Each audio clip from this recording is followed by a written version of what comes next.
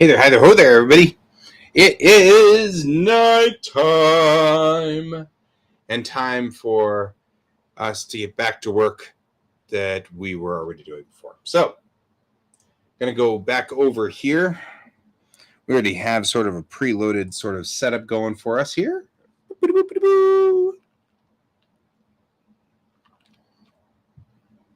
Looked like everything was running pretty good on the interior pieces.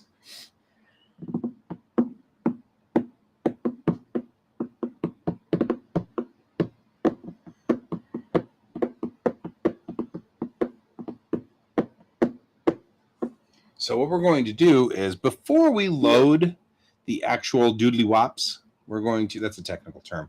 Doodly wops are always a technical term. Before we load those doodly wops, I'm going to actually do the work over on Clip Studio Paint's side. Now we have to do when the Brian attacks part. Hi. How are you? I'm good. I'm good. How you? Why does it always do these wrong? Like, by default, it's always the wrong way. You ever notice that? I don't care. You can keep screwing with it all day long. I don't care.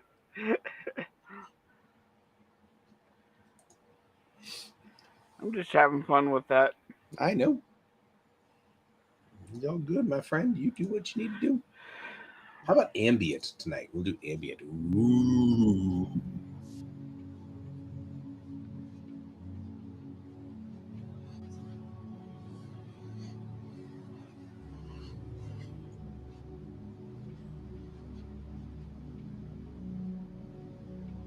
There we go. I figured I needed to do one clean sweep.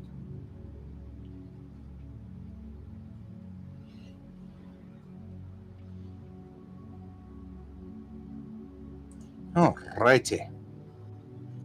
So, let's take a look at this and make sure we got everything covered.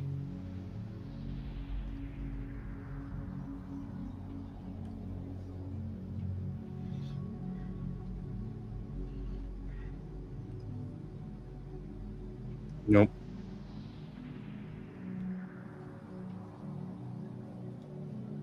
Dang it. Dang it. One of those nights.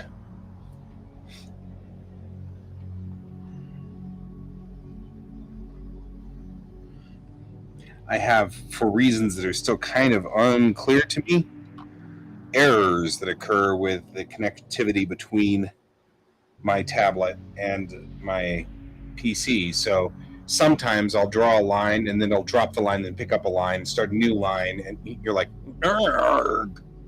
You know. So we're gonna have a night like that. I can tell already.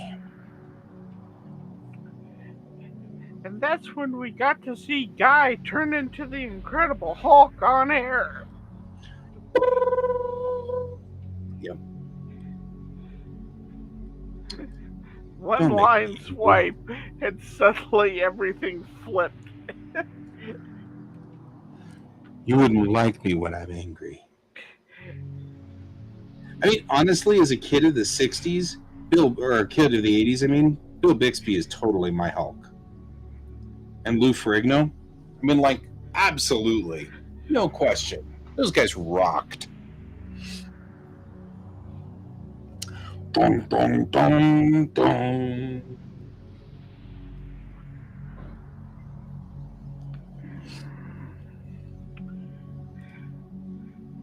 My pen has disappeared. It wasn't important anyway. Like hell, it wasn't important.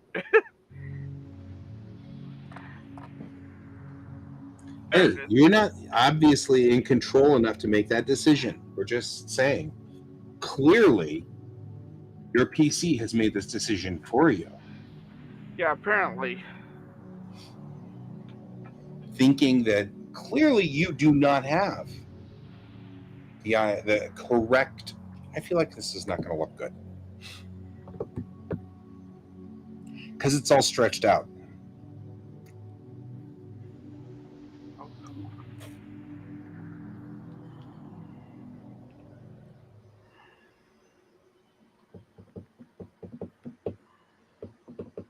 Now I got to figure out how in the world I'm going to do this. Very carefully. Yeah, I'm trying to With figure it out. crayons.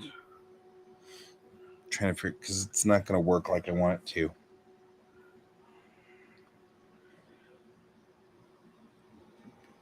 Oh, so I watched an interesting video Mm-hmm. that broke down Berserk into a very, very interesting, different way.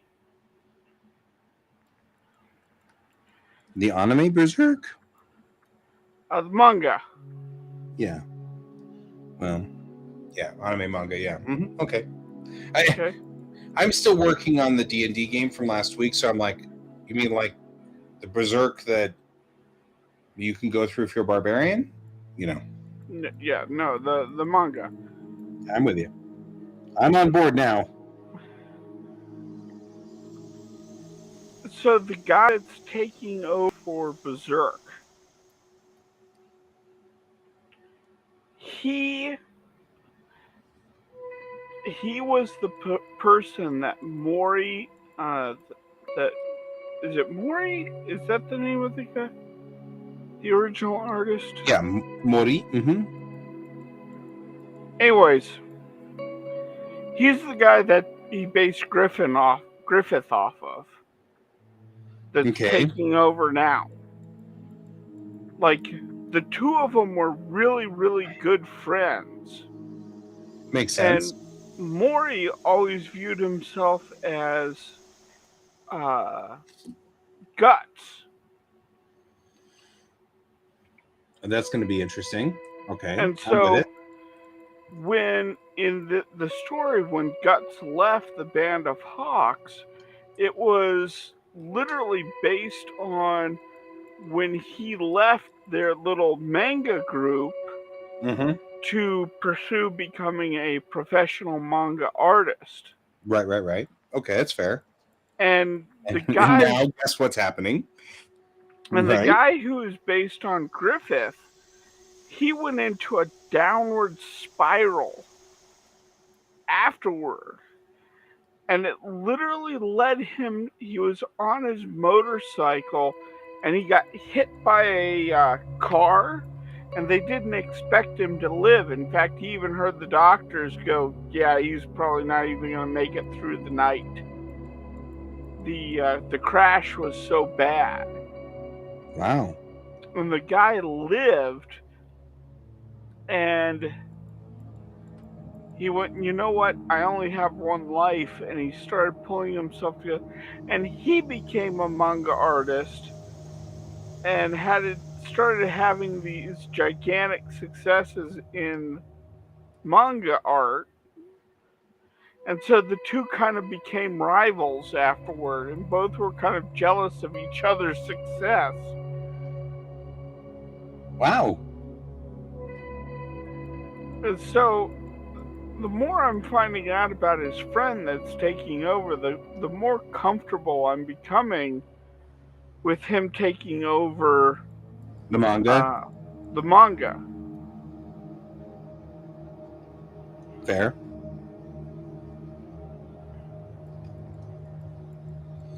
That makes sense. That's kind of cool too. Yeah.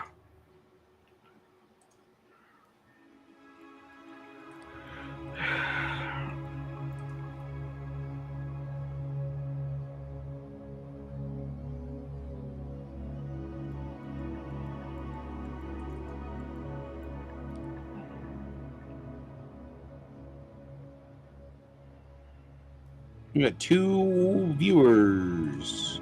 Yay! Hello, 2 viewers, and welcome to the show.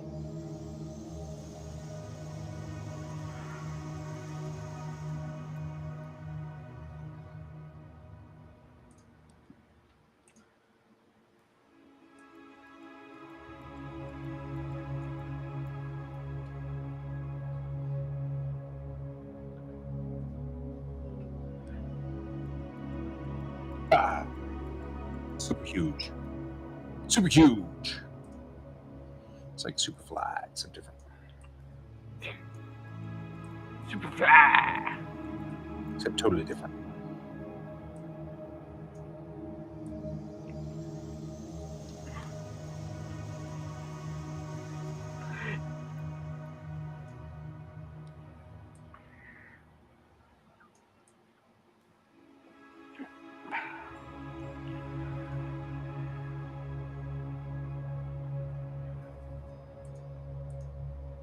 Only in Japan. Only in Japan. Uh-oh. When anybody says that, I'm like, I don't know what you found, but I empathize with you already.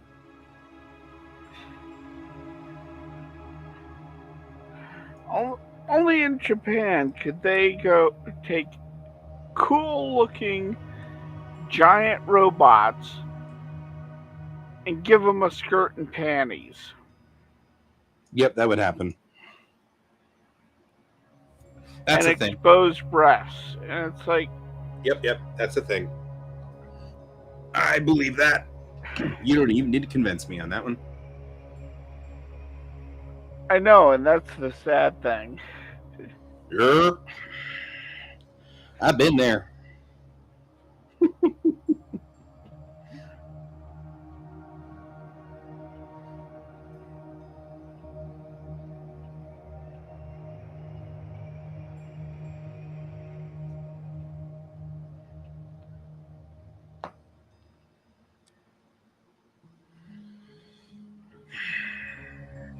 I do about rectifying the shape of this room.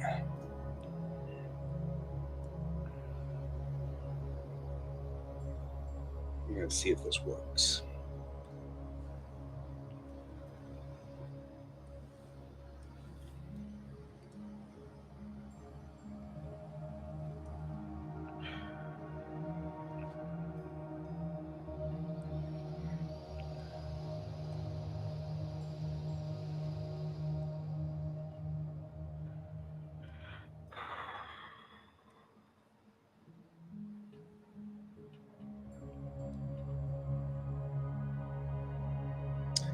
I don't know. I kind of feel like I want to move those back. Or what? I might want to move these guys back. So I'm looking at the deck plans and trying to rectify the deck plans with everybody. And I think this is the accurate representation of this room where everybody is under this forward dome. And that makes some sense and probably makes more sense than anything else.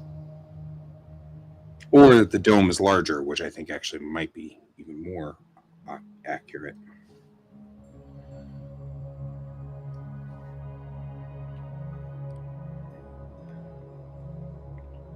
There we go. That's probably what I really want. I'm just doing deck plan work here, and again, with the now that I built a 3D model, it doesn't fit. The things don't fit well in here, and so we've got to make it all fit somehow, so that I don't have to redo deck plans because that would suck. Again. Yep. Because I've done that a couple of times now, and I think Brent would kill me off on principle. He opens up the stream, sees you working on deck plans. Right. And that's it. You're dead. It just on chat it just pops up, you are already dead. Right. You look at it and go, Nutty, and he just appears behind you.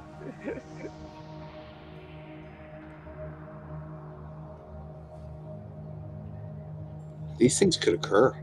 You know, we joke, but he's scary. Just saying.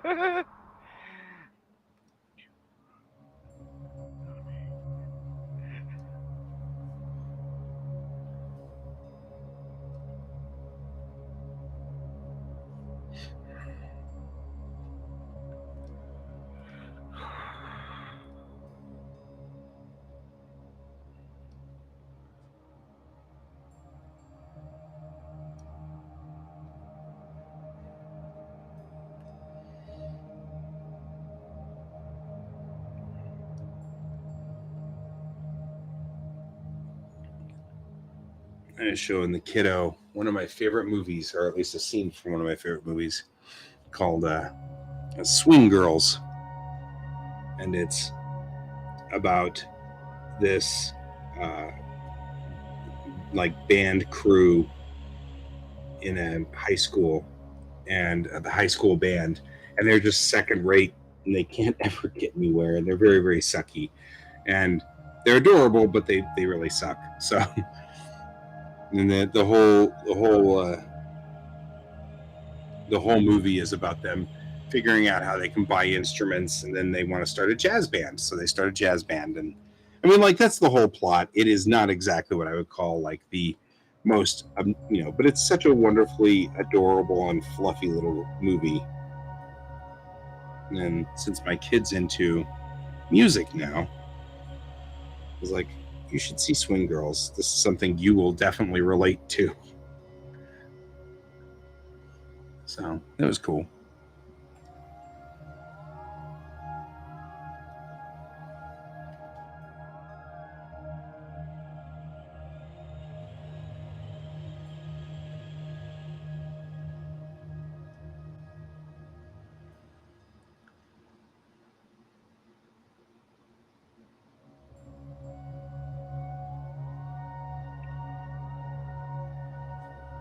All right.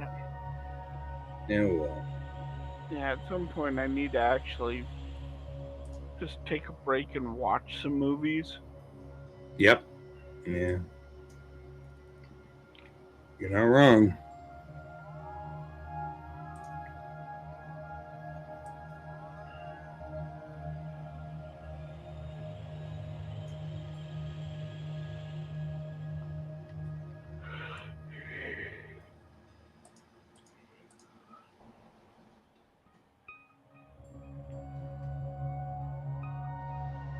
Do do do do do do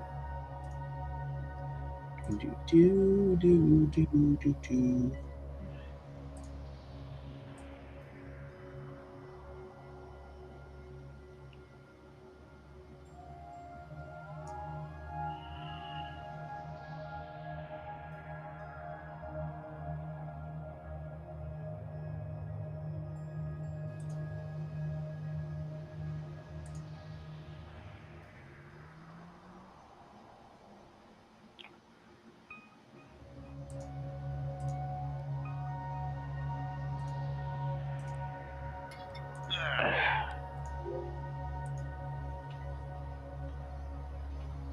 We're going to do this and say,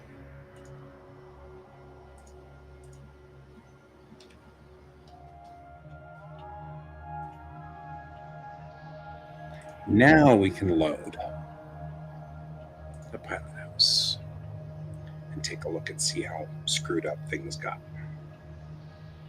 All right, now we're here. So we'll go up here, we'll go to surfaces, we'll say you, opacity, no promos. Let's see what happens when we do that. No, that just became a mess, didn't it?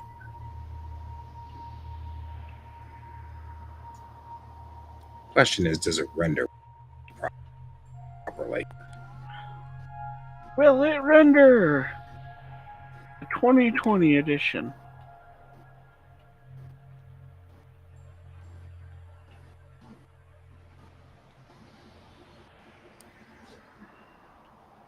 Okay, try that again because I was rendering. What'd you say? Nope, Brian? joke's over. Joke's over. Okay. Because I missed it entirely for render. No, actually, it makes the joke even better. So. I see.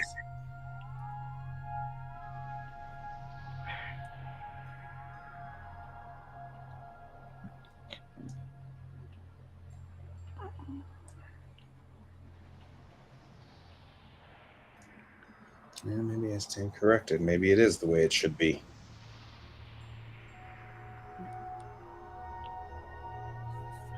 Because the chair needs to be up here where she can see out these windows, side windows, and steer the spaceship from here.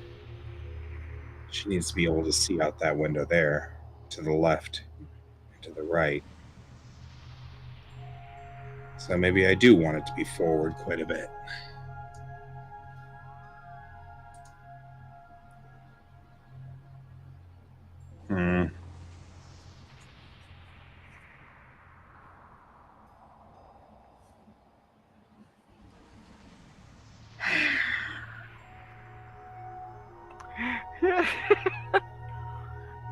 Guy accidentally shoots himself in the face after bullet ricochets off an armadillo.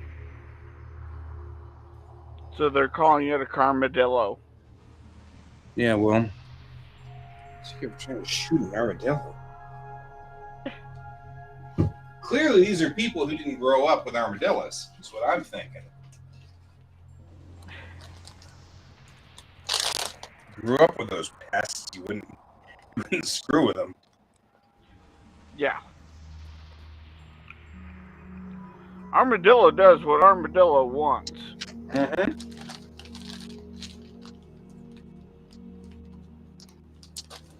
The thing that sucks the most about armadillos is they jump.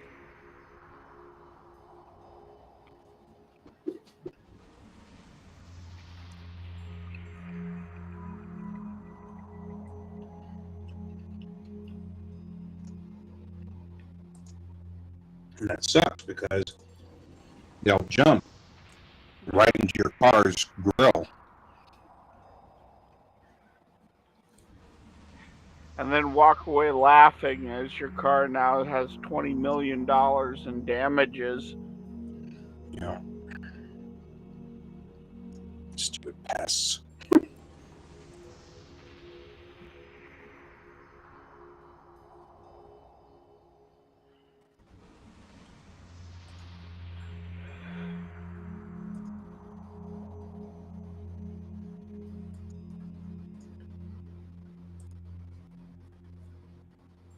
All right.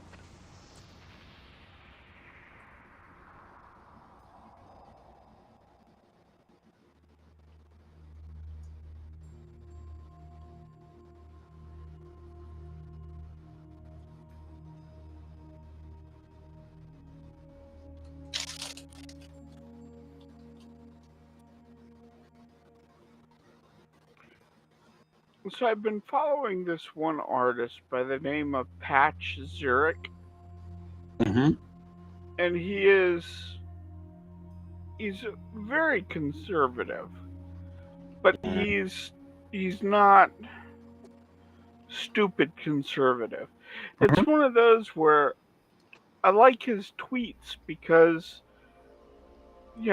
it's a different position than mine, but two, I also find myself in a lot of common ground with him on what he has to say. And he's not argumentative. He doesn't have this, front to him. Fair. And it's like, I wish we had more of that, you know? Mm-hmm. Agreed.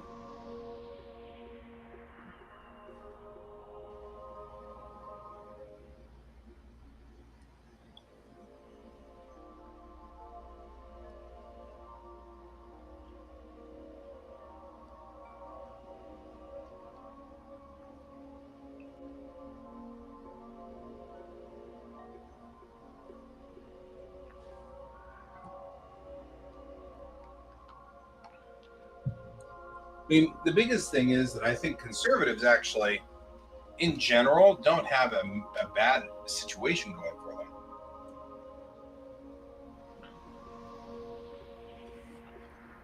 Well, it's like anything else.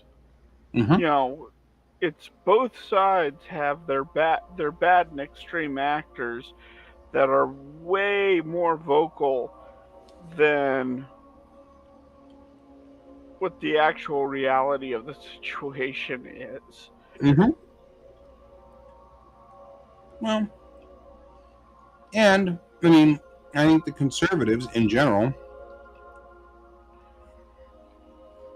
operate in more of a lone wolf sort of concept than the liberals do.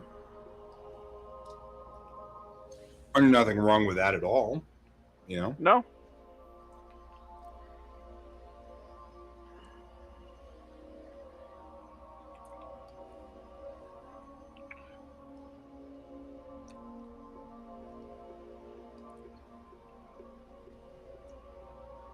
And even some of their arguments make total sense. I mean,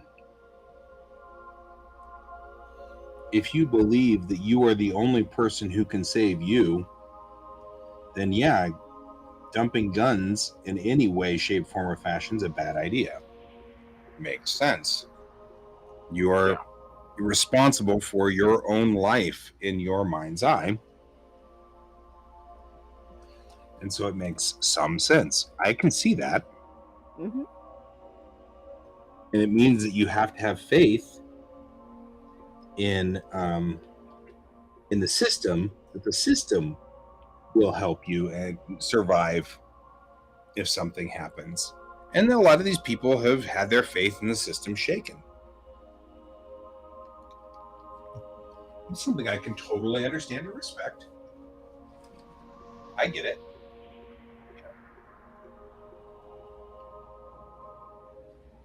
I don't agree, but I get it. Yeah.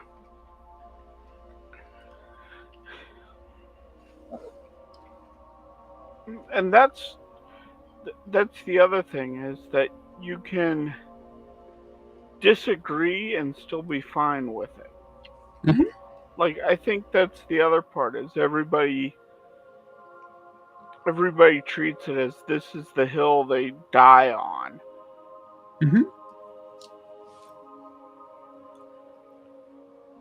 Okay, we'll see you in a minute, Donald. Drive safely, please. Yeah, I mean, that's part of the problem.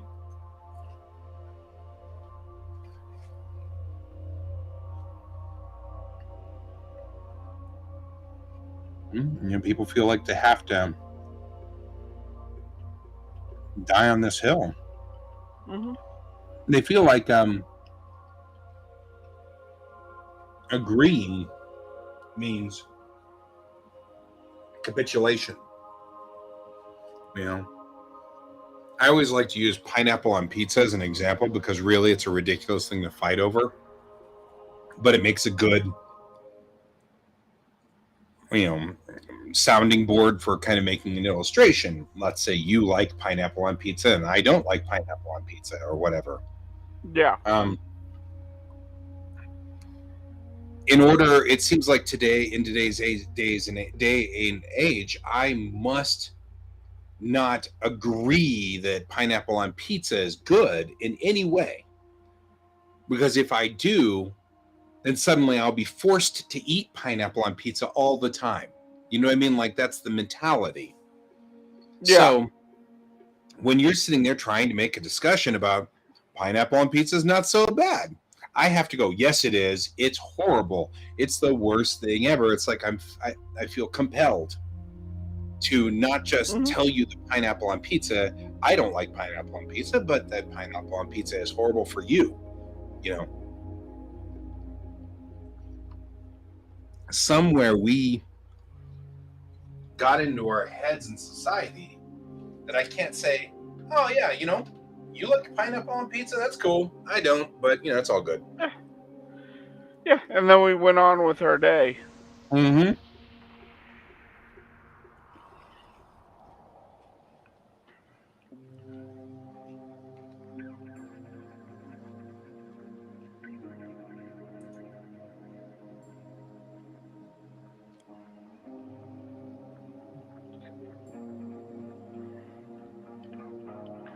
I love this little scene right here, and I'm glad I kept it. Mm-hmm. Mm-hmm. This little scene. So this is Mammy's been struggling and struggling to you know make it. You know, try to control her power, Right. and she does it. She only does it by one, but she does it. Right. And Brig runs over and hugs her and says, "Congratulations, you did fantastic." Mm-hmm. Mm-hmm. And Mammy starts to break down and goes, "No one's ever said that to me." Right. Like, and that's also a real thing, is we don't praise enough. Mm-hmm. Mm-hmm. Mm-hmm. I agree with that.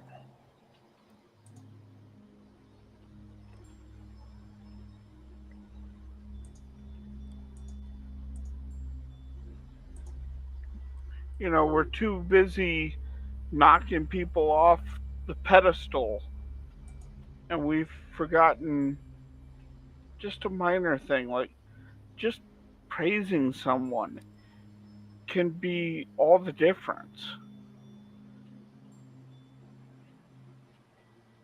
Mm-hmm. Sorry, I'm in one of those weird little moods right now. It's all good. I'm grumping it.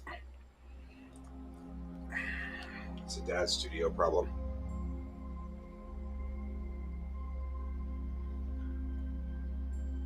It's not you. It's dad's studio.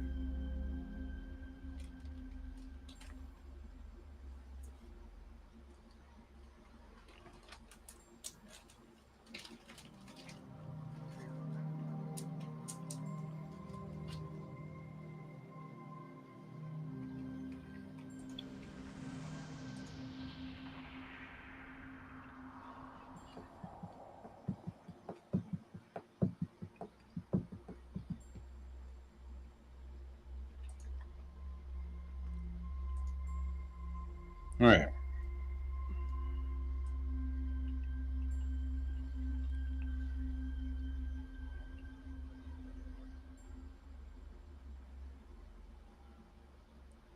I feel like we may have it here. You what? We may have it here. You sure? No.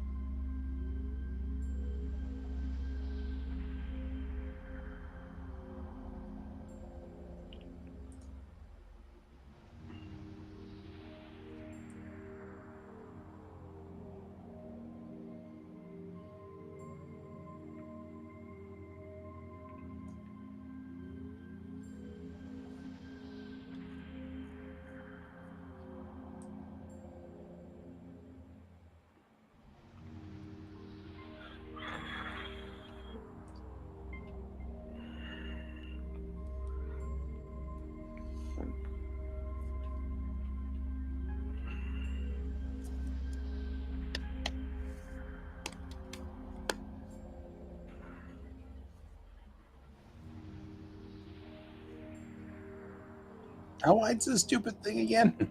They may know. 2, 3, 1, 2, 1, 2, 3, 4, 1, 2, 3, 4. Okay. Go from the top view.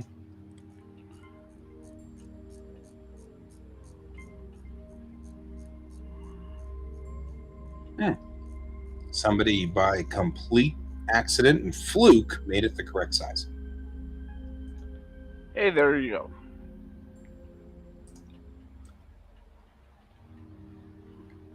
It was a complete accident, though.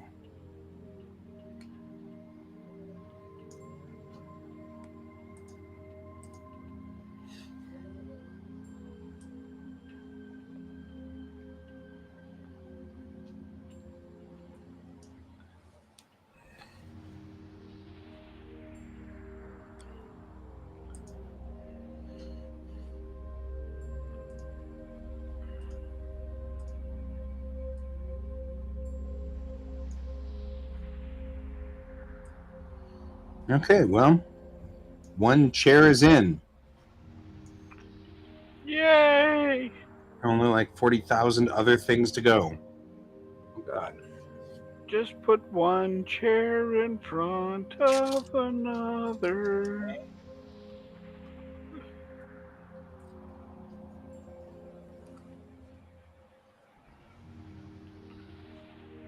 All right, BRB. Okay.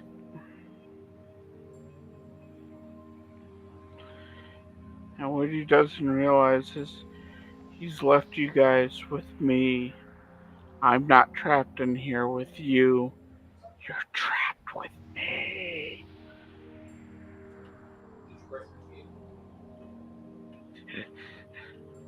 And that's when Guy came running back.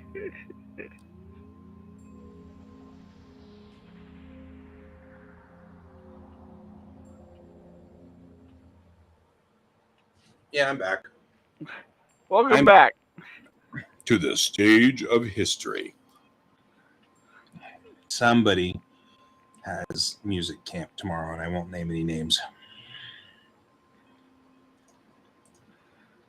But you had to make sure that he went to bed for it. Mm-hmm. You got it.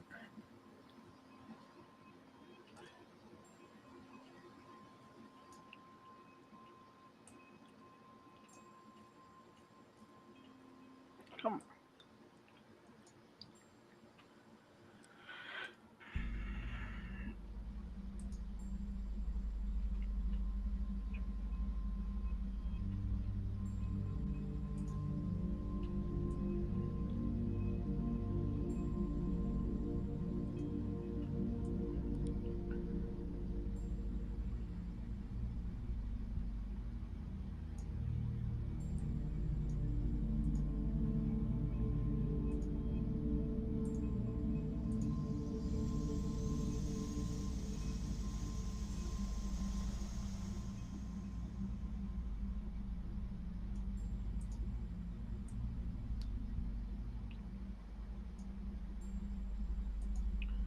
And so I've been kind of training my Twitter to give me mostly like art stuff and inspiration, so I can go through my Twitter feed and just see, art.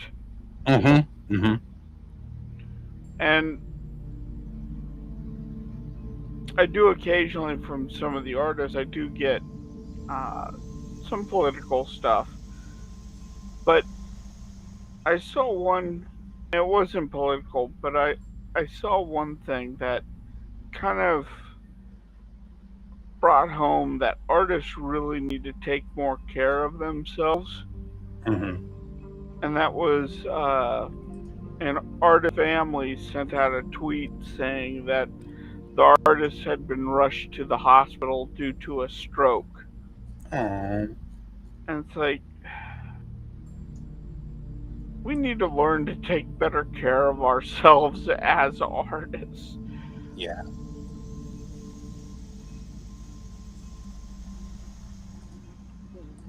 We are so hard on ourselves. We really are. That's so aggravating.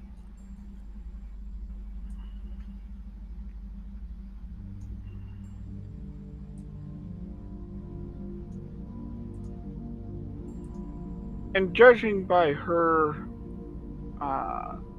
her feed and her art style, I don't think she's all that old either. I think she's maybe in her late 20s, early 30s. Oh, that's even worse. That's Yeah. horrible. You're right.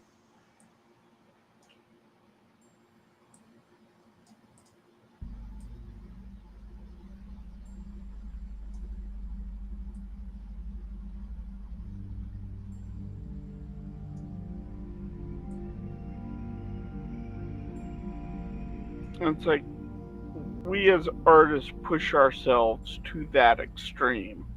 Yep. Yep.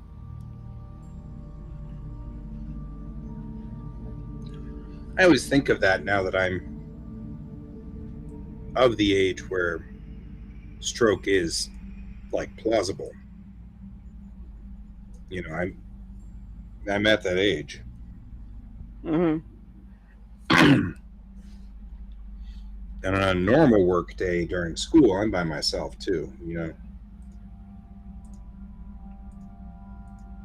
I think about that a lot.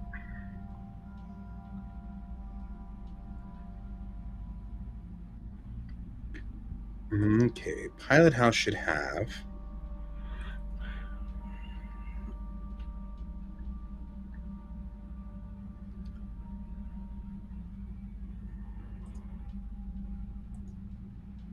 controls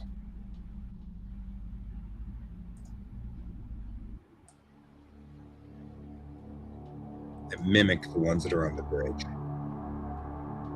There we go.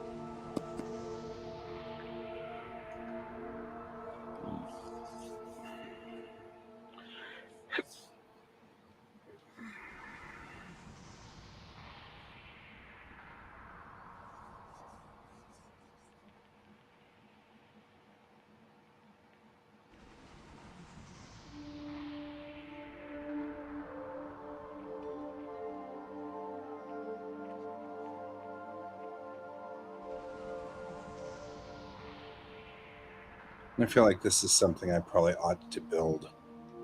This is such a specialized piece. I don't think I can build it out of existing furniture.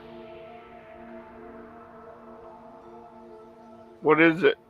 The console pod for a pilot, like the forward control console and the upper panel right up here and the side panel to the right, or in the case of the pilot to the left. I feel like that should be very specialized, so maybe I should build that. So I'm going to go back into Blender and build it. That's all right. I've got time. Do this right. Don't do this in a hurry. There's no reason to hurry it, because of course hurrying doesn't do us any good. It just makes me stressed out and makes me have to redo it later. So I'll import so that I've got one, the chair. I just realized I have to go back through all of the pages I just drew and look at them, see if how badly I have screwed up, and at what point Mammy lost her gauntlets. Oh yeah, that sucks.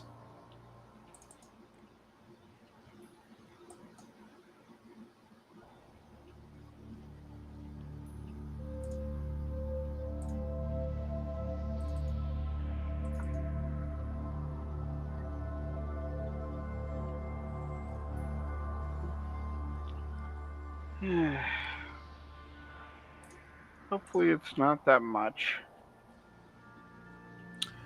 is not the same space chair. Okay. It's a cool space chair. It is not the same space chair. We'll deal with that space chair later.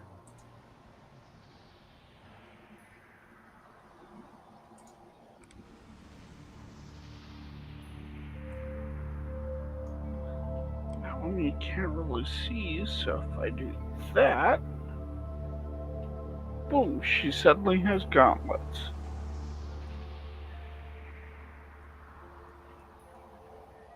But there she's missing her gauntlets.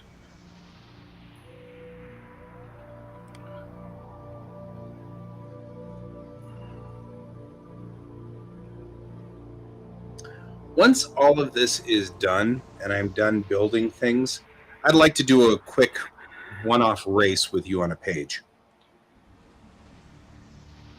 Not because I want you to show me up or anything, or that I want to show you up, but I have always assumed it was faster, but I want to prove that. There. Yeah, but I want to make sure that I'm at least close to the speed it takes you to do one page. Sure. Because you are the fastest person I know per page. So if I am 1.5 Brian pages in speed, I call that good. You know what I mean? Within 1.5 Brian pages is good. You are my speed. I feel like I become a the bench press standard of. You're the bench stand. You're the benchmark. That's what you are. You are a benchmark. If we're at one, how fast are you? Well, I'm only at 2.5 Brian's. 2.5 Kans. I'm trying to remember to do that, but I've gotten so used to calling you. Yeah, I'm at 2. That's what it'll be. We'll use Kan as the benchmark standard. 1 Kan equals how long it takes you to do one page. How fast are you? Well, I'm way down at 4 Kans. It's horrible.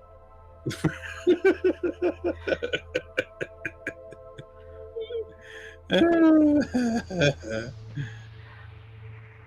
not sure how I feel about this turn of events. I don't think you have a choice in the matter, so there's just that. Great. I'm sorry, it's just the way it's going to be. I think you do.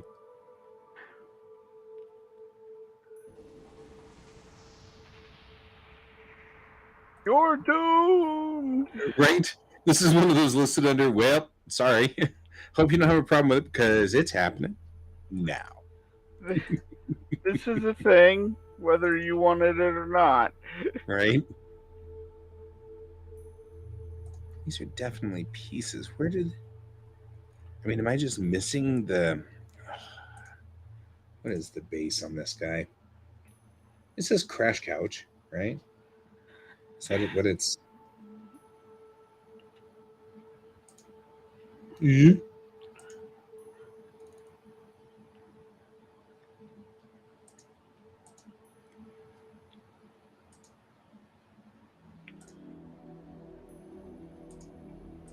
So it's called Crash Couch. All right. Where am I hiding it from myself?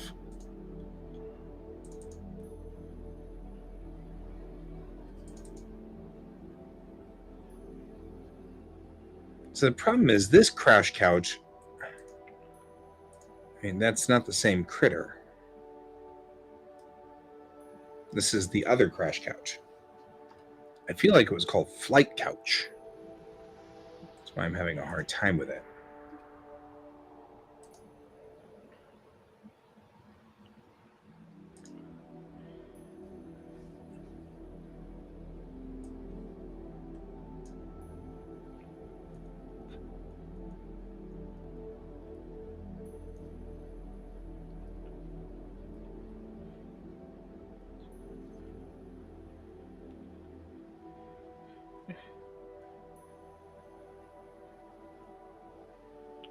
You must stop Guy. Why? He's gone full Kan. Oh. Whoa. What are you, crazy? You can't go full Kahun. That's not going to work. There's no way. You can't come He's back from gone that. to Plaid. He's gone to Plaid.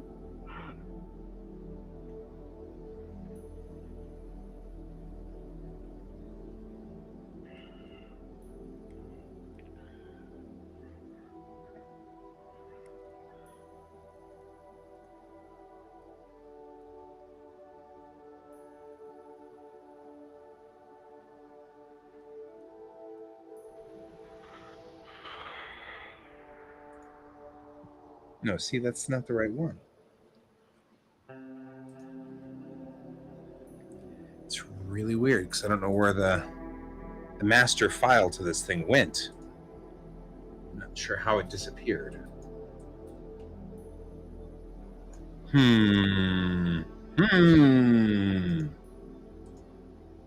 feel like I'm Oh, sir, don't like it.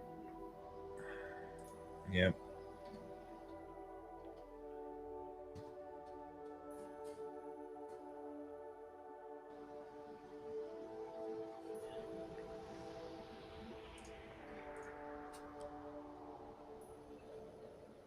I'm only bothered because I've been very diligent about putting everything in the correct location. So it's concerning to me that we've lost.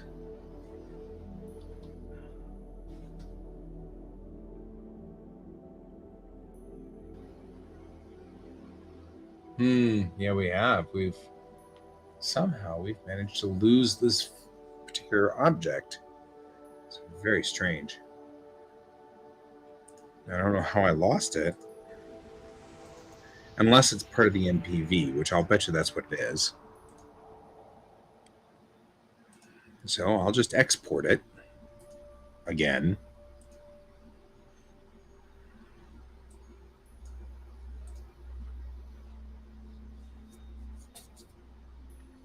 And I will call it the flight couch.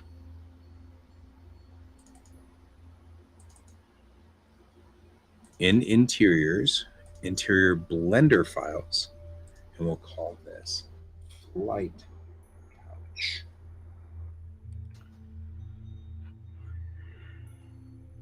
Export. Accept just you. Except no others. Okay, now we should be able to import the wavefront object. And it should be the flight couch.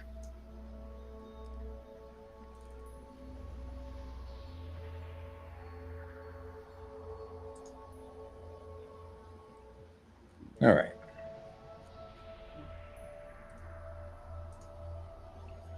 It's huge because, of course, we don't do this with half measures. It literally exported everything. Okay. Sorry, we don't need that. We don't need that. We don't need that. We don't need that. We don't need that. We really don't need that. All right. Okay. Now we got it. I took an insane amount of effort and probably more than I really ever wanted to spend on this, but that's all right. We'll get there.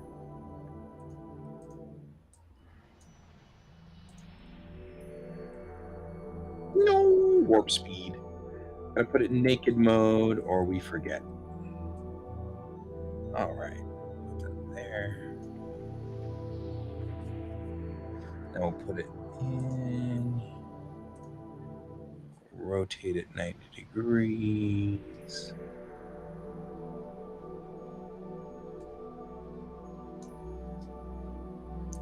And then we'll move it back up onto its point. There. This way I can at least make sure that I have designed the control console to fit this guy. That's the whole point. All right. From the top view.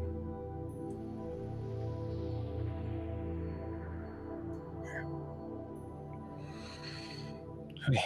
Add cube. Move the cube over. Go to object mode. Now here. Now add mesh cube. move the cube over. The cube is tiny. What is the scale of this thing?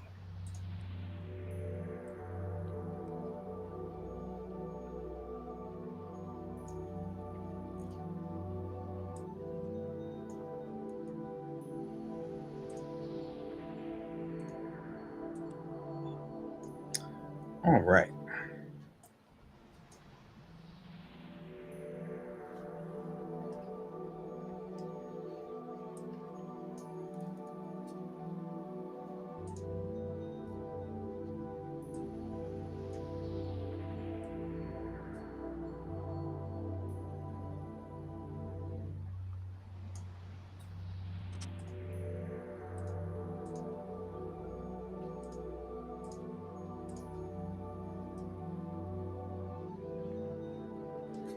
All righty.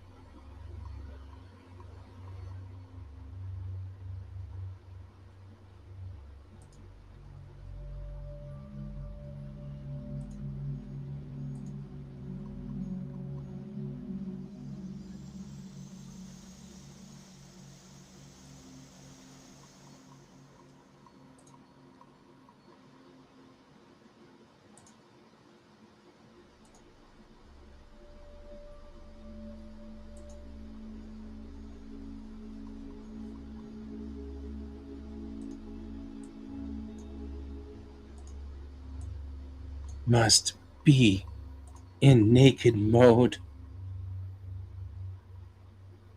What?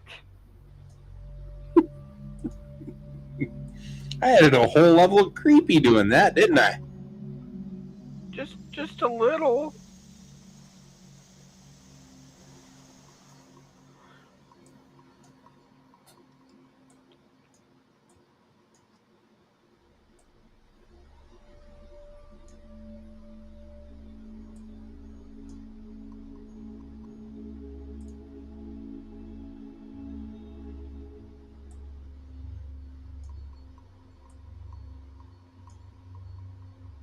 I actually cracked up the guy that was visiting. You're home, but not in the house. This sounds like a horror flick, Donald.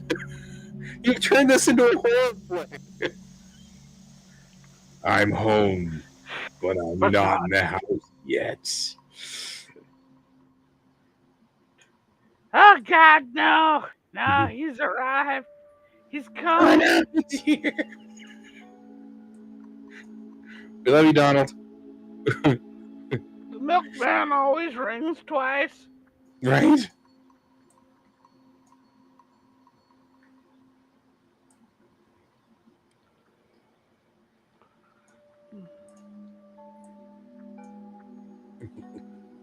Luckily, I know for a fact that Donald knows we love him.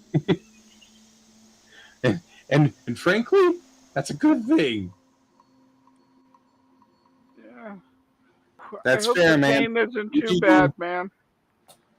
You do you, we understand.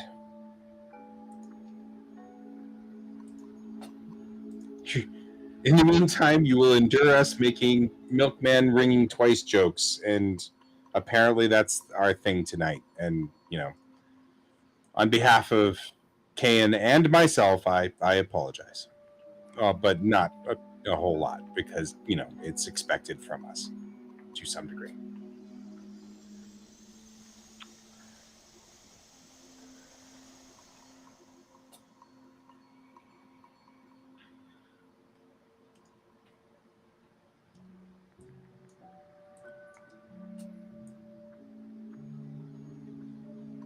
Damn it.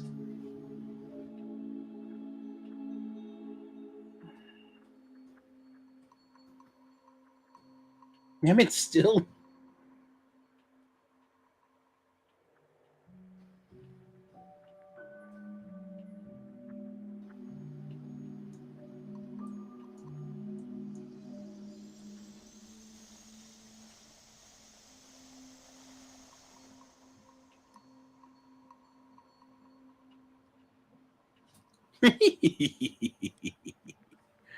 Yeah. You just talk him to death there. That's what you do, Donald. That's what I do too. I hate to say this, but that's my greatest weapon if someone were to break into this house is that I will talk them to death. It is the great threat.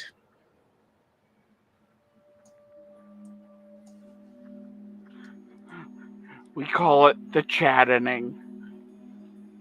It's a horrible thing.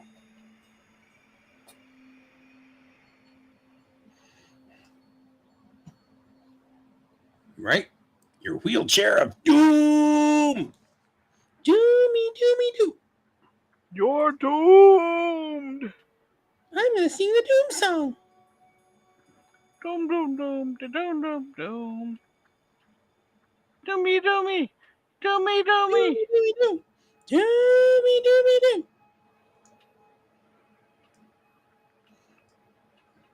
The best part, Zim drooling. That's part of that. Yeah. Zim, yeah, drills coming out of his mouth. He's like, oh, it's such not a right show. I loves it so much.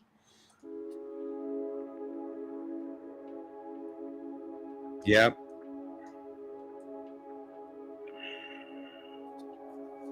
Those like super awesome dice though, I loves those. Like the big round metal D20s that are like huge, or D30s. You're like, I never use a D30 except to kill my players with. You know, it's like these things are super awesome.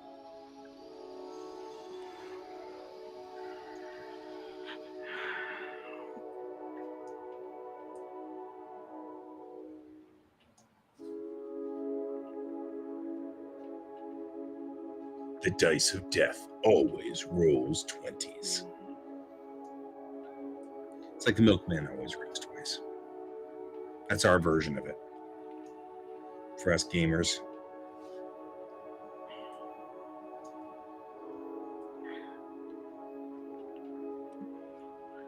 So there's a shirt I've always wanted to get. There's two of them, and one of them it has it's a D20 with a 1 on it, and it goes, the below the dice is just a blood pool, and it said, "Can someone hand me a new fucking character sheet?" And then the other one is a pair of D20s, and both of them show 20s on them. And it goes, "Oh yeah, they're natural." Yep. Because I'm 8. Right? No, the one that I wanted to get and didn't was let me show you a page that's on. That's on page Fuck You, I'm the Game Master.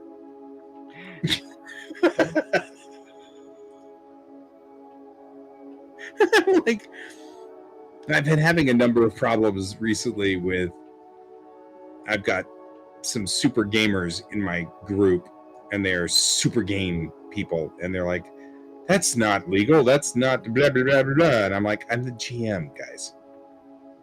I'm overwriting. And so they always have to do the but I'm overwriting, I'm the GM.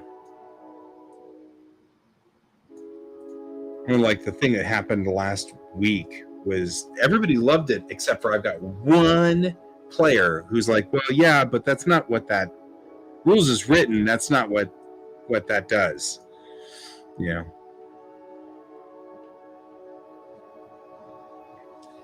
There you go. You have the huge all metal 20s. Those are so freaking cool. I love them. so much. So, one of the people I talk to,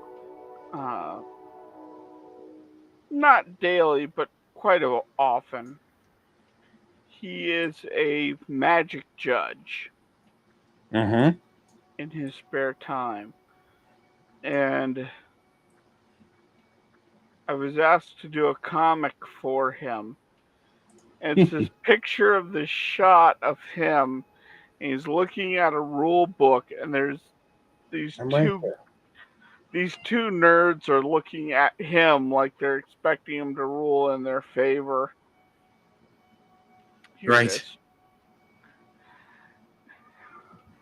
And I have it because the rules clearly state not only are you wrong, you're also a dick waffle.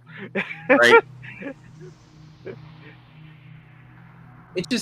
It bothers me that people are like, well, with the rules, and I'm like, it's a role playing game. GM always in the rules, and of course the counter argument is, well, but then it's no fun to play. But I'm like, well, it depends. I mean, it would be like to take agency away, but not. Your Yeah, character still got to do everything. Your character is fine. but there are some things, you just can't do, and you need to learn with. It's like, Having restrictions is fun too. yeah, Like I am starting to come to terms with in D&D having a character that has some low stats to it. You can have fun with those stats. oh yeah, that is awesome. My character has a wisdom score of no. That makes her hysterical all the frickin' time. She is so frickin' funny. Because it's obvious she has no clue what she's doing. You know?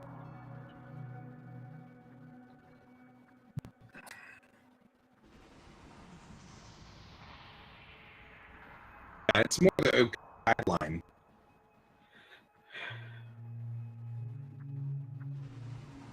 And see, that's the way I feel about it too, Donald. So we're playing Expedition and Barrier Peaks. That's the old classic, beautiful adventure which takes place where your adventurers go into a crashed spaceship. So the whole idea is that you've got your elves and dwarves and human rogues, and you're up against robots and androids, and you have to watch out for, you know, computer systems that fail and yada yada yada. Not you. So, things like that. It's all part of the game. That's cool, and I love it.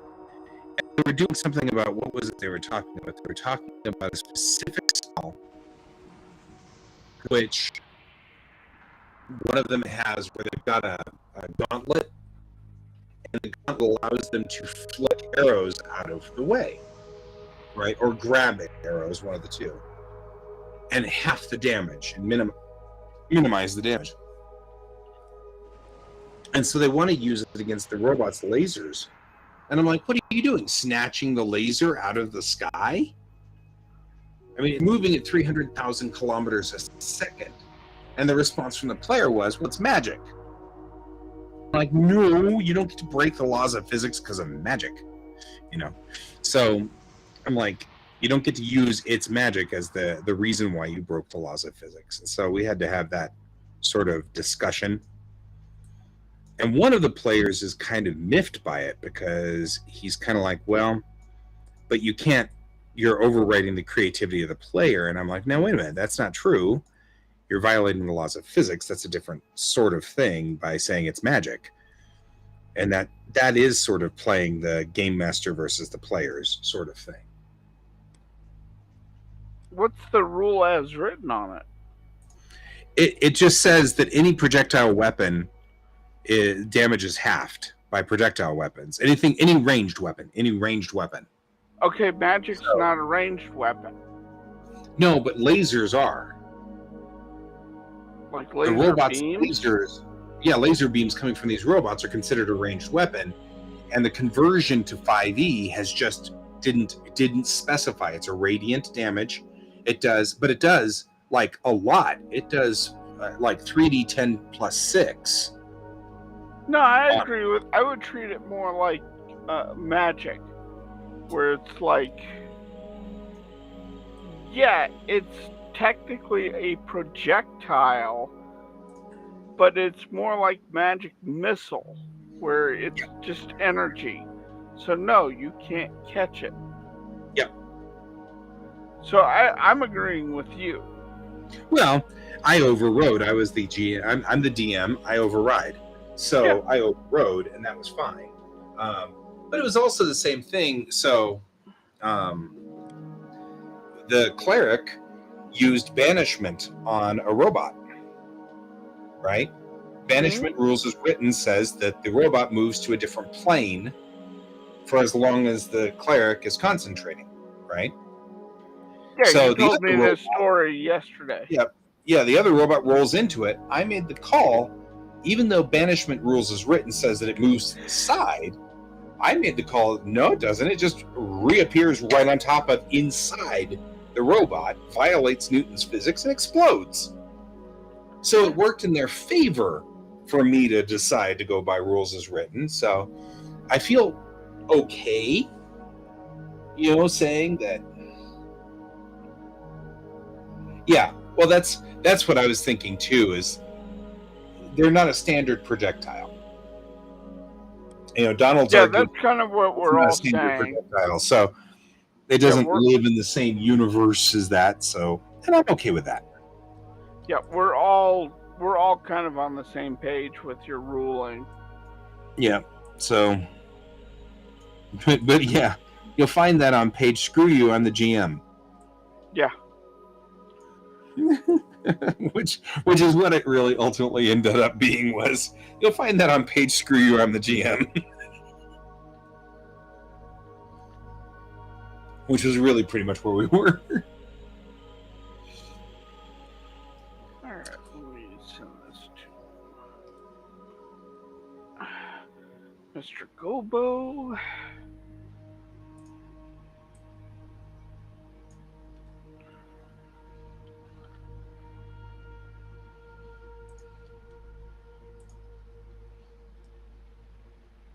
I think all of us are in agreement, though. I made the right call on that one. I'm not worried about that. I'm aggravated with the player who's grumpy because it was rules as written. And it wasn't even the player that said it that wanted to do it. This player doesn't even have this equipment. And the player that does was more than happy to accept rules as written. You can't catch a laser. He was fine. He was okay with that. He was cool. This is a different player.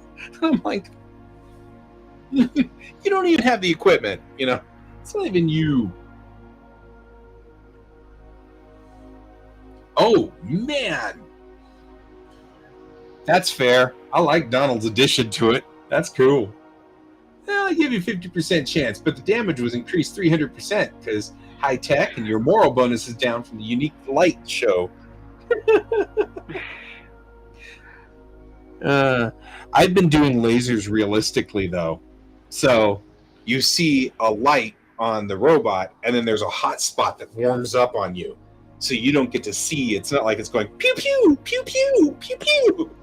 It just heats you up like a real laser would. So they've been really freaking out about this because the characters have no idea what that means. So that's been kind of fun to play as well.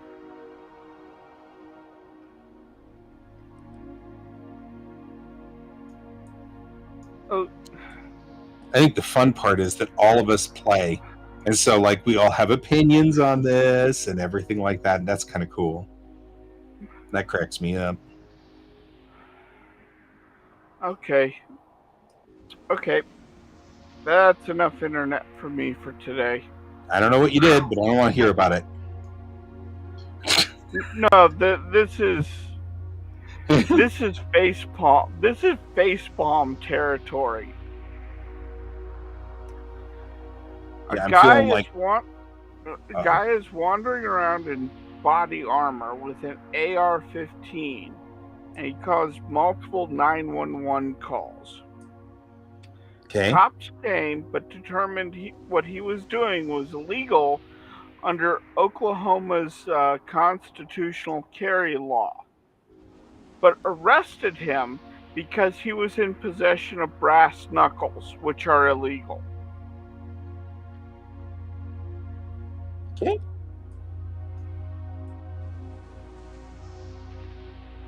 You know, that's the moment in which you read the story. You gently put the top down on your computer. You sit there quietly for a second, and then you just see the computer fly out a window.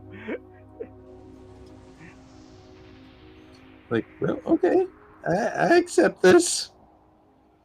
Not, a whole lot.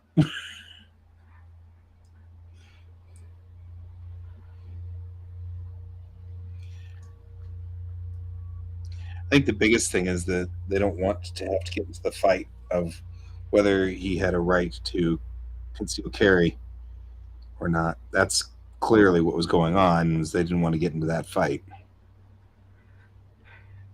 Yeah.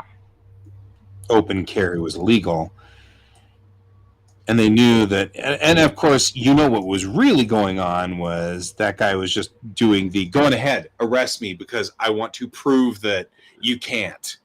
So I'm going to go terrorize everybody because they can't do anything about it, and it'll be power play for me.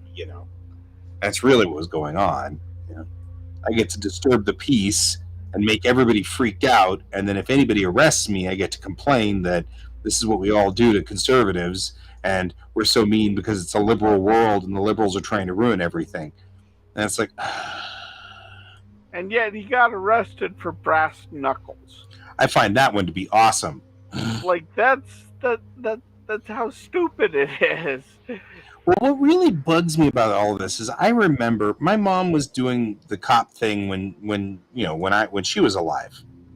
Yeah. And there were so many things where it was like, yeah, we can't arrest them for doing the thing that's obviously going to hurt people until people are hurt. So the only way we can deal with this is to arrest them for something dumb because we know they're going to hurt somebody, but we can't prove it. And since we can't prove it, we have to wait for them to actually hurt somebody, at which time we can then put them in the police car. But you don't want to wait until somebody hurts somebody because then you're standing around waiting for somebody to hurt somebody. It's like that's not what we're here for. And the truth is, I'll bet you that wasn't the plan. He wasn't planning on hurting anybody. He was just hoping somebody would call his bluff and arrest him so he could whine about how the liberals rule the world and yada yada yada. How they have no right to take away his weapon and and that's, I'll bet you anything that was exactly what was happening. Probably. And then the liberals took away my gun, and I couldn't then, and it was illegal. And ha ha ha, you can't control me. It's just like that's the world we're in now because people just have to play that game. Yeah. I knew these kids in school. That's what makes me so mad is I knew these kind of kids, who were like, the teacher will say, well, okay, I guess really, Tommy can do the thing or whatever it is. And then he just sits over there and flaunts that he's doing the thing because the teacher just said he could. And, disrupts the class, screws up everything, ruins the teacher's plan. And, it's that same thing. It's like, it's back to the, do you owe society or do you believe that society owes you? In this instance, those are the people who believe society owes them, so they gotta. Okay, I'm ranting now, so I'm gonna stop because Yeah, you are. I'm clearly just like becoming unglued about this.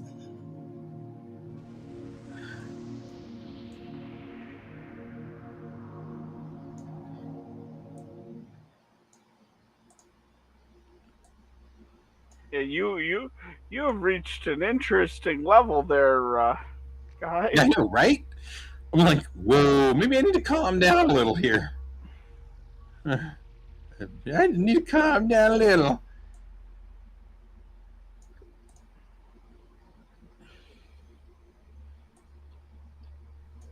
I I have a unique sensitivity to this because that's what bullies do. Yes, I agree with you, Donald. Absolutely, 100%. Not going to argue with that one at all.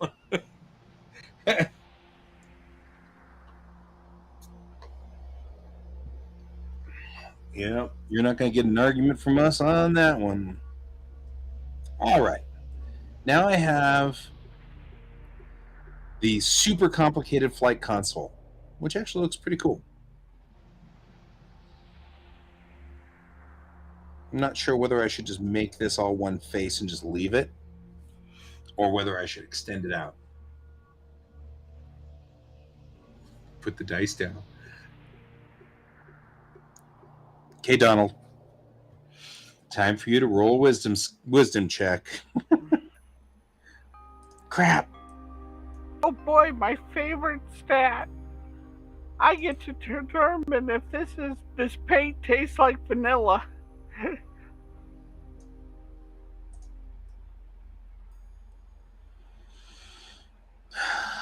Yep, I made Ivy's dump stat wisdom. It was beautiful. She's such an awesome character. She's so much fun to play. She's adorable and freaking stupid. It's just beautiful. And not intelligence stupid. She just fails to make to make the rolls correctly.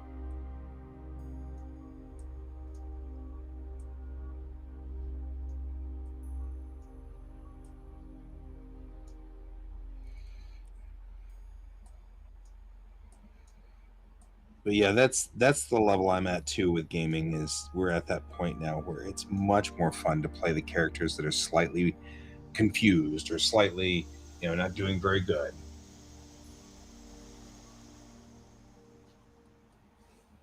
Right.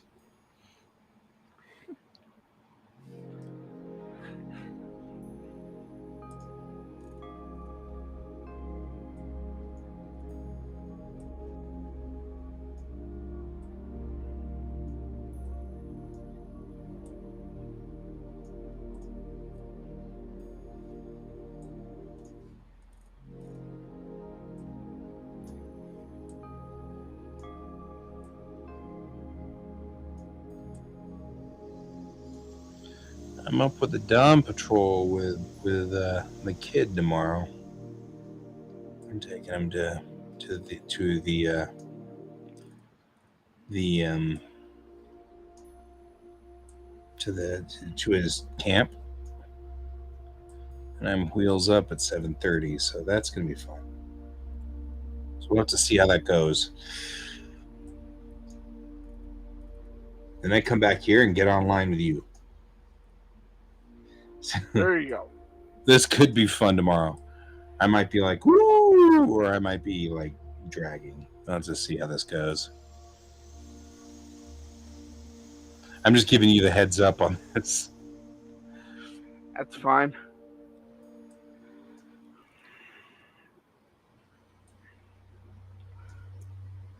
I am probably going to punch out a little early. I have finished my comic and I am actually in a holding pattern on my commission right now, so. Cool. And I don't have enough time to start a new page, so.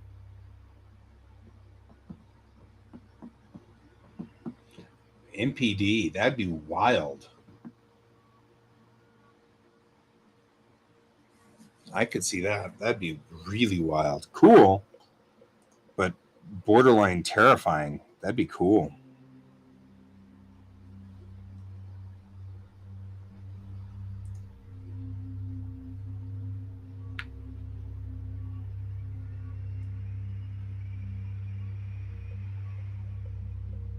Good night, Donald. Good night. Are you, well, I think he's anticipating you're leaving. Because you just said you were. Yeah. So So it'll be I just will me. catch you tomorrow. See you on the flip side. See you on So, the flip side. bye. Bye.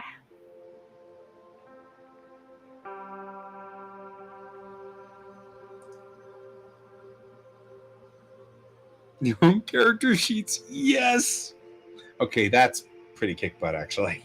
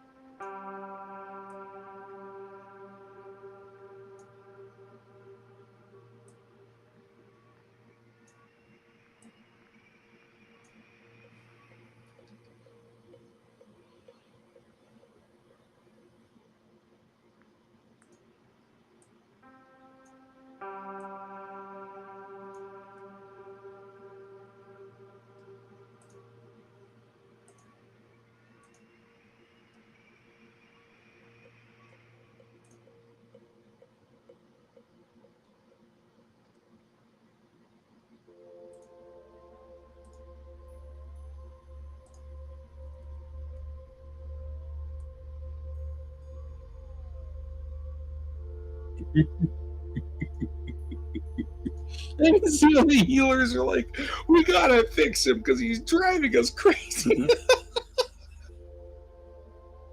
That's beautiful. This is a whole bunch of beauty right there. I'm all about the beauty here.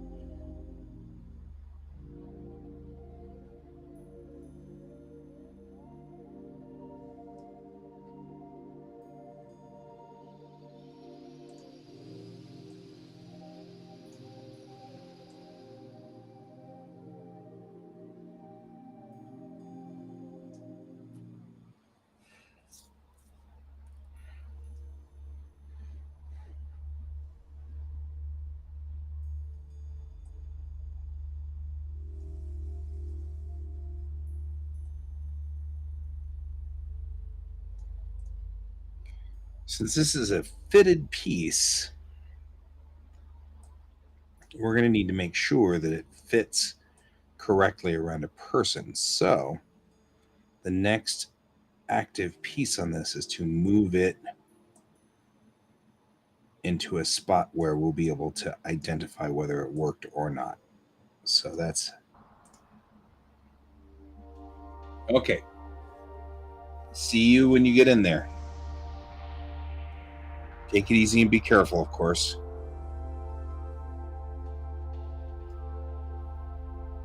So now I'm going to export, and I'm just going to take this guy here.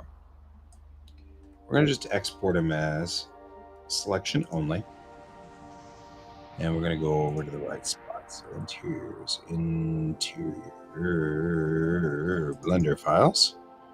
And we're going to call this Light Podium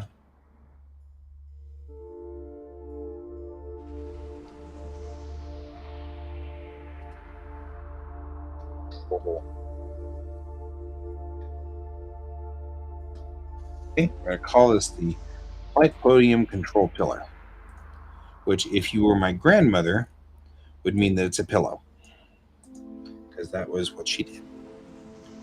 Them were pillars. Did you move them pillars over? Gotta move them pillars. Gotta get the camera in here. My grandmother was a wonderful, wonderful person who was fond of her pillars. So there's that. Any of you people ever had a grandma from Arkansas, you'd understand. Interior Blender files. We're going to go for podium control pillar. We're going to see where it showed up. We're going to line it up with the chair. And we're going to see how it fits.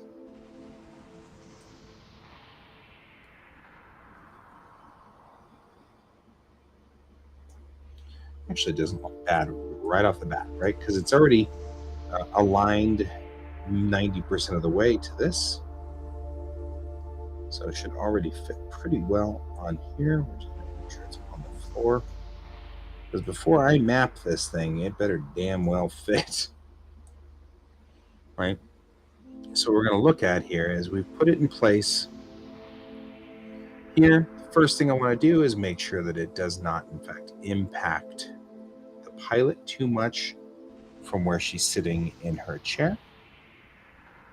So she's going to be here. I don't see it impacting this window that much. It does not actually impact that window at all, so she's good. She can see very clearly there. She can see all the way across over there. So the only real impact is right here, and it's only a small part of this first window. So from her point of view, the upper control column doesn't get in the way. Hi, inside. I'm Dad.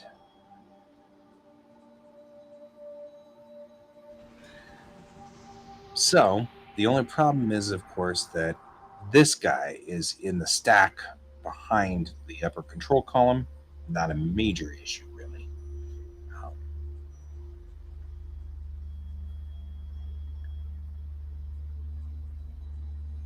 But I'm not seeing any major problem with its control. So now let's put a maquette in there and make sure that the maquettes fit. The maquette in question is going to have to be Mayrel. So we're going to put Mayrel in.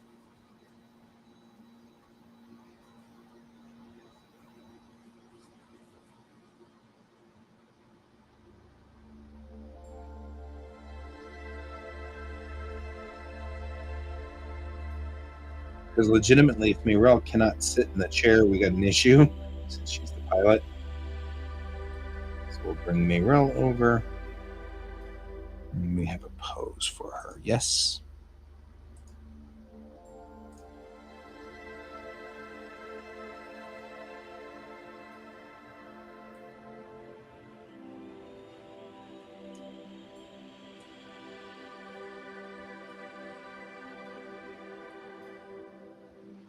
We'll put her in the flight couch.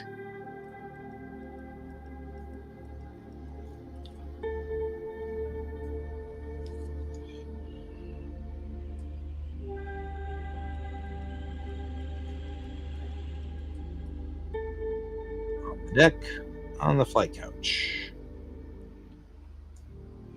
Now let's make sure she can reach everything.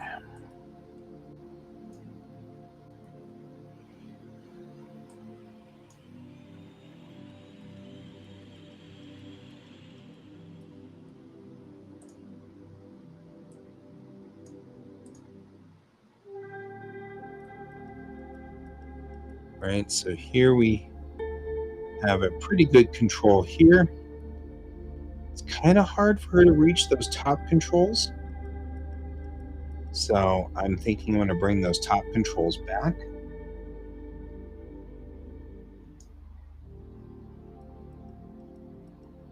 And that kit is a deep fried cat from MCD. You lost me on that one, Chief. Okay, so I'm going to bring back the upper controls. Probably can bring them back slightly. These guys are not so far back, but I feel like they should come back just a little too. So So let's talk a little bit about this. We'll bring this guy back to about there.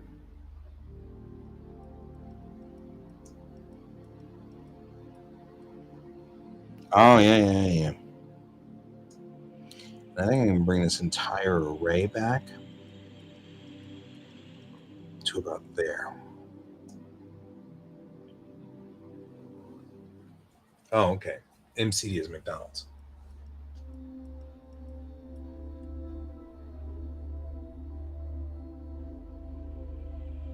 Oh, Mac kicked. I get it.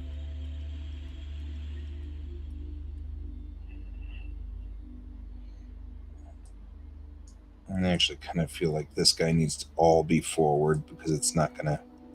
There's not a lot you can do here.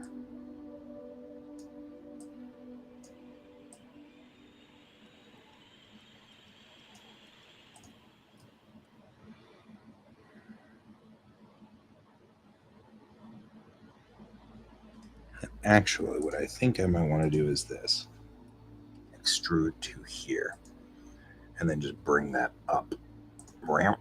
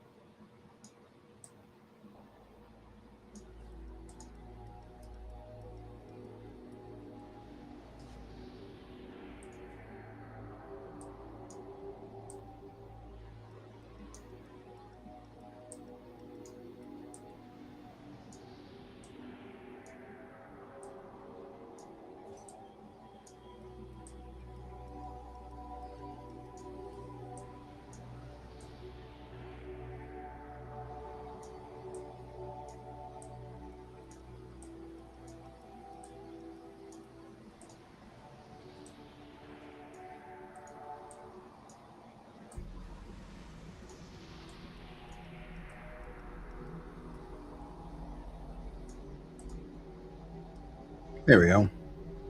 So we've got kind of going like this. We will do it again. Switch to cancel. Switch to object mode. Export as a wavefront. We'll do it one more time. Export. Go in here. We'll delete that. Well, import yet again. The same critter.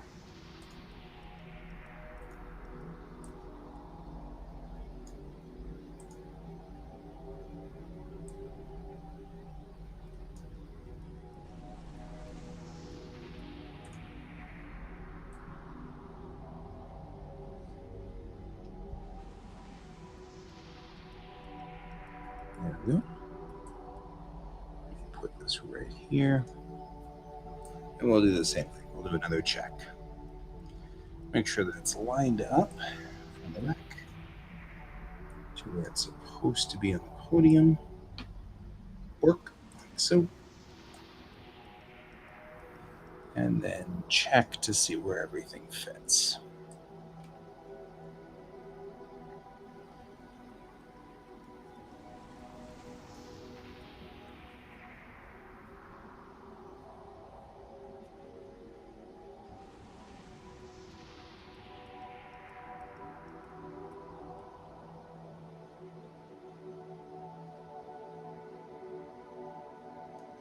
Oh, I see what you're saying. A Game Master Con. Why do they not have stuff like that at Tacticon and Gen Con? I mean, don't they? Shouldn't they? Also, still not in the way of everything. Good. She can still see stuff. Excellent. This looks like it's probably better for her. This upper panel, lower panel control piece, like so. Right? Because like all of that stuff would be great at a con.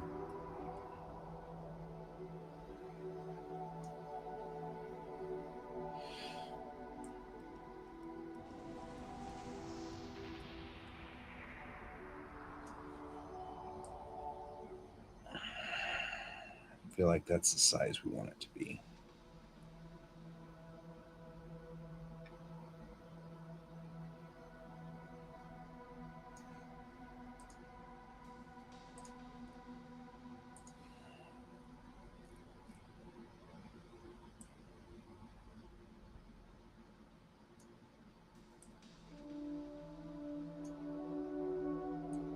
There we go.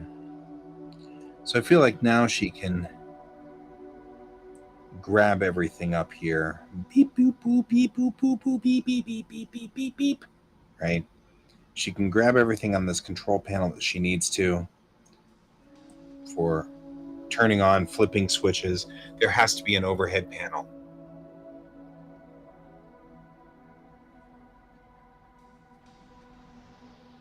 Right? This is an important thing, people. Bribing the game master is an important thing. Just saying.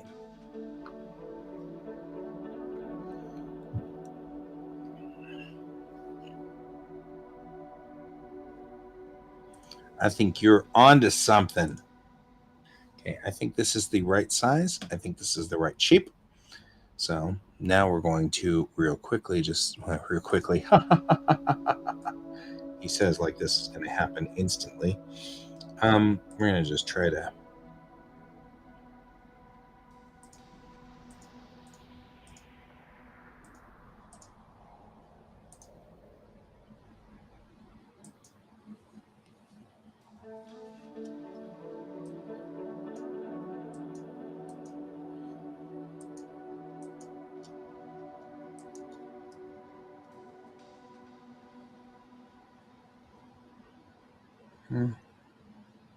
And really, honestly,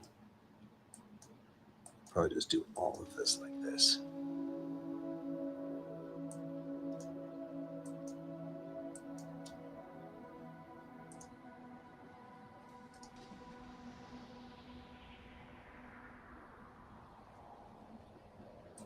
There. See? Like that.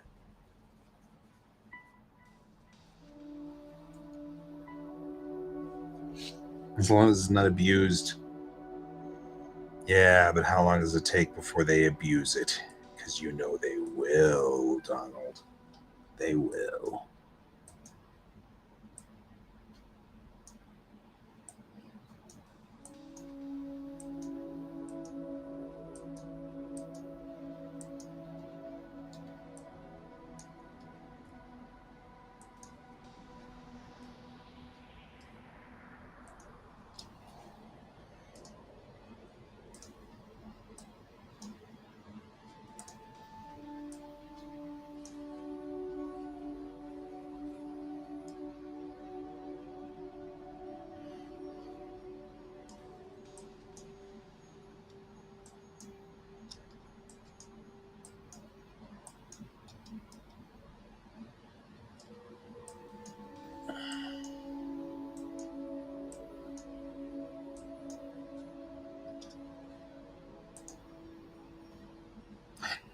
Did you guys play D&D on shipboard when you were out? I always wonder these things.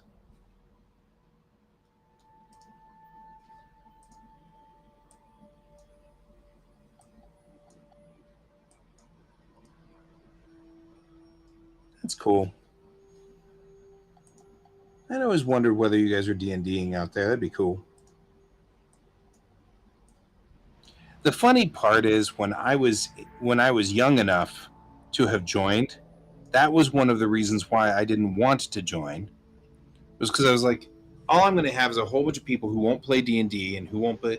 And now I'm looking and I'm like, you guys totally played D&D. You guys played Magic. You guys did all the stuff on ships. That makes sense.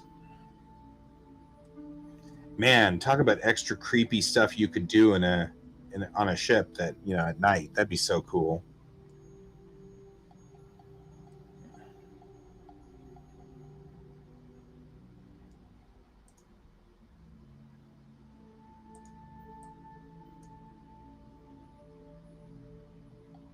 Like in a crane room or a storage room with all the lights down, and you're like sitting in there doing the like Just one little light or oh man, with a ship creaking around you. Oh man, that'd be so cool. No, sometimes I think I totally missed out.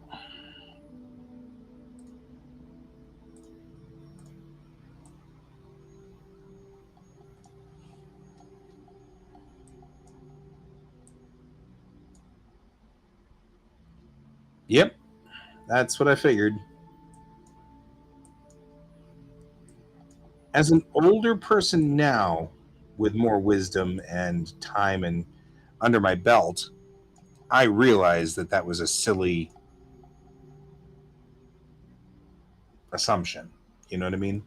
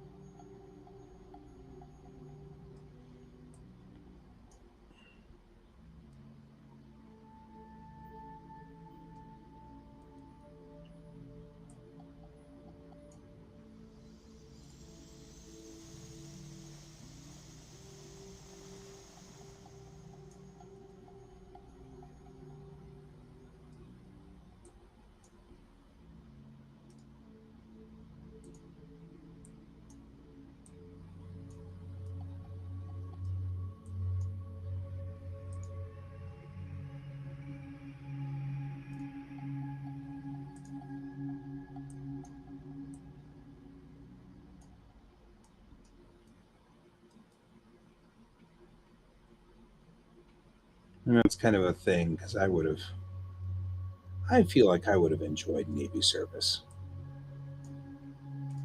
I mean, I'm sure there would have been a whole bunch of stuff I would have been like, this sucks. I hate it. But my absolute love for machines and things like that, I would have just had a blast. In general, would have been fun.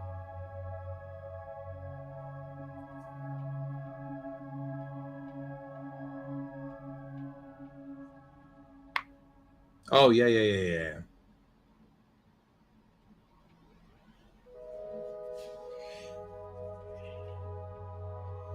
I mean, I know it's not going to be a walk in the park. I didn't expect that. I know that you get people just being asses, and then you have to deal with that. But still, I think I would have liked shipboard service. I feel like that was a missed opportunity on my part.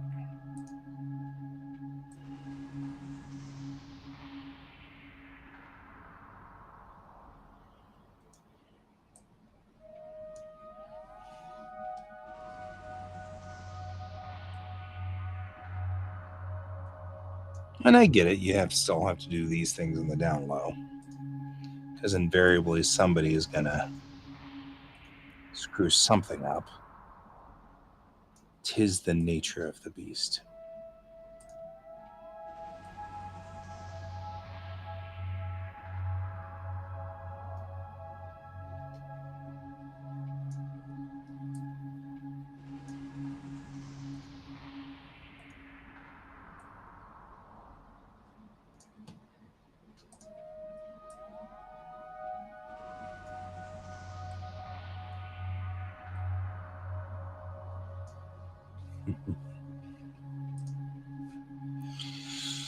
Here's all the panels and the readouts. All right. Who's left on here?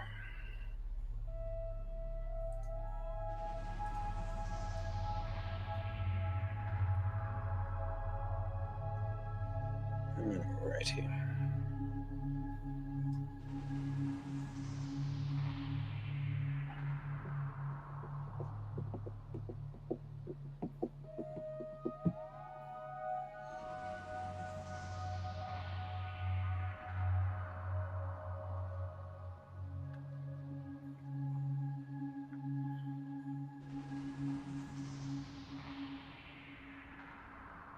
Oh yeah. But you know what? I mean, I worked conventions where people go on power trips. I mean, I've worked in companies where people go on power trips. I had a manager who I was reporting against her, and she didn't like that because she didn't like that her numbers looked bad. And I was a reports analyst. That was what I did. I was an analyst. So my job was to look for problems. So she was trying to convince me to doctor my numbers so that she looked better. And she was my boss's boss. And he backed me up. And so she tried to get him fired. And I'm like, really? Like, this is where we are? It's always going to be stuff like that. Aggravating as hell. So, yeah, I mean, that's the thing. And I get it.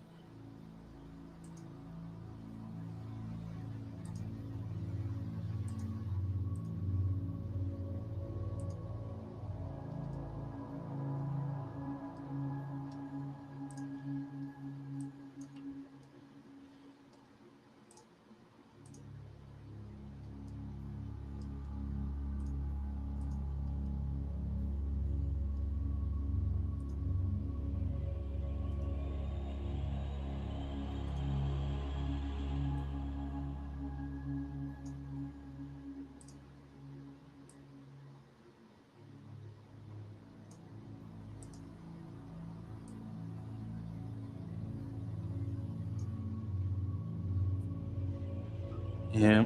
So,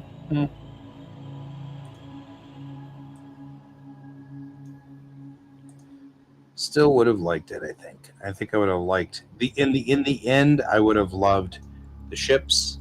I would have loved the ports of call and stuff like that. I would have loved it. I would have loved it. I missed out. Mistakes you make in life, sometimes you do them. It's the nature of the beast.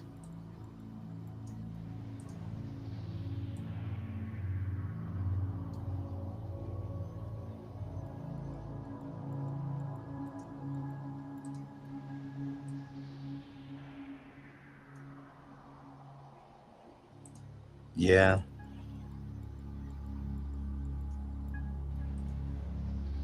Like I said, I think I missed out, my friend. I think I missed out.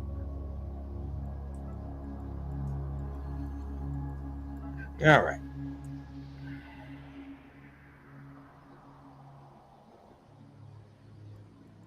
I feel like this could be a control panel right here. I feel like we should make that a control panel.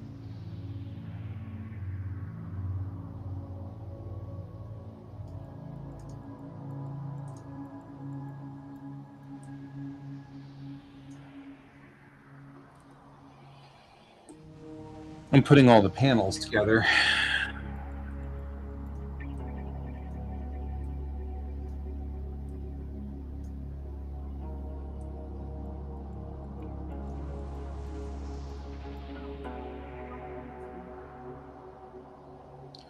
We're at the end of the show. Then you and I can both hit the hay.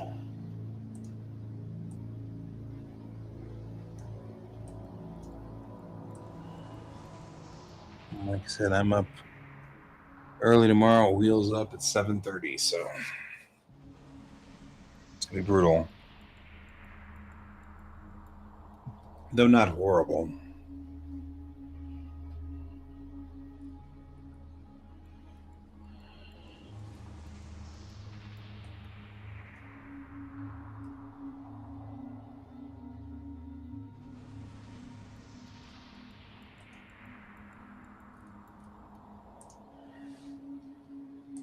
All right, moving right along the front of this console here. And I'll snag you for good measure. And we'll make you protect from view. And we'll come up here. And we'll see what else is in here. Because really, honestly, I think some of this is a project from view too. Right, so we could probably use you and do the same thing. Thank you. I get to meet with a buddy from college. I'm good with that. That's fun. Always fun to meet with buddies from college. You know, old college buddy tomorrow. Him and his daughter are here in town, so we're all gonna go and get lunch together and hang out a little bit and talk about old times. Back in the days. Back in the days.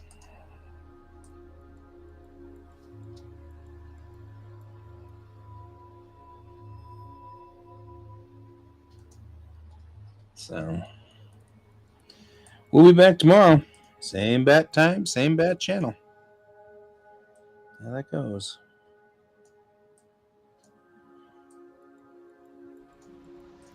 Let's see how far I can get before we have to call it for the night. That's top. That's top too. So move those guys to top. All these things that are top over here.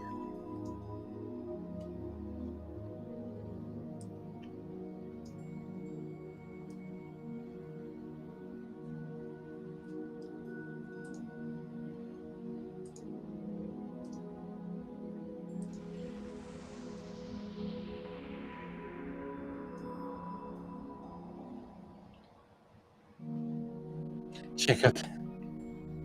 Really into that. Have you found that TMT bar? I mean, do you even know where it is? Because I don't know where it is.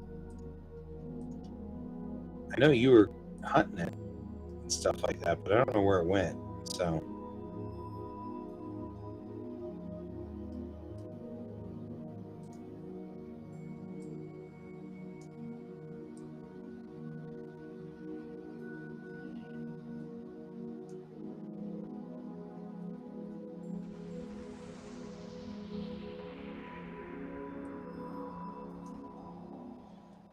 I think we are almost down to. I don't even know what to do about this guy. Not ecstatic about this guy right here.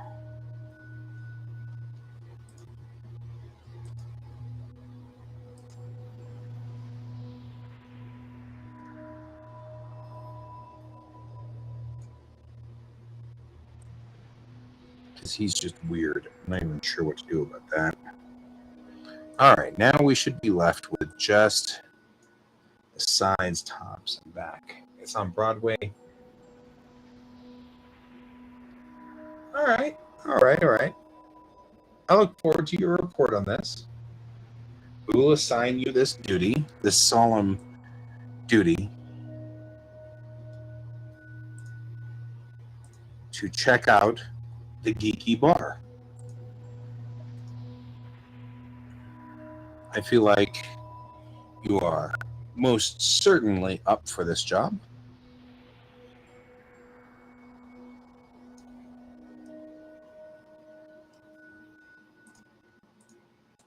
This assignment, we will give this to you. Ooh, 3 more pizza slices. I mean, I'm okay with this.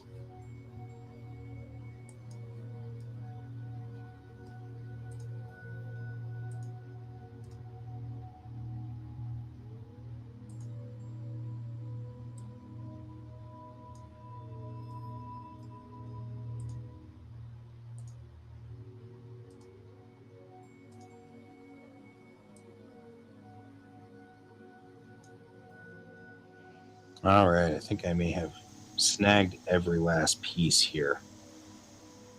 Finally. Rotate it this way, though.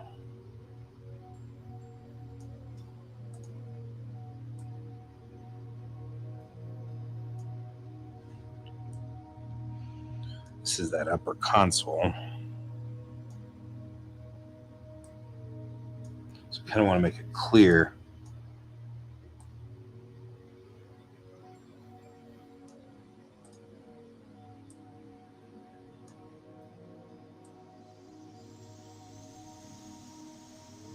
See you later. Good night, my friend. Sleep well. I'll see you tomorrow. Don't change the size, just go with it. I feel like we are out. Okay, guys, it is 2 hours into the show and it is midnight.